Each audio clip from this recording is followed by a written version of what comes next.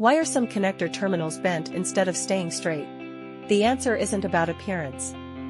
It's about meeting the practical requirements of PCB assembly, electrical performance, and mechanical design.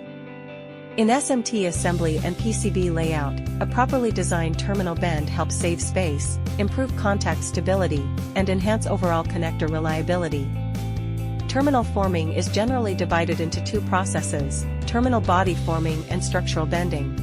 Terminal body forming is carried out during high-speed progressive stamping.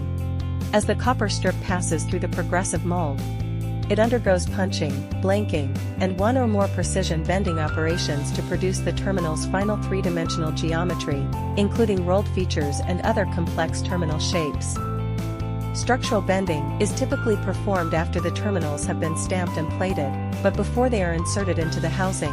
This secondary forming process adjusts the lead angle to fit PCB mounting requirements, create solder tails, or ensure accurate positioning during automated assembly.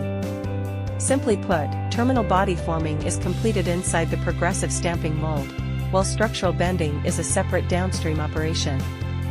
The appropriate process depends on the connector design, engineering drawings, spring back compensation, and manufacturing requirements.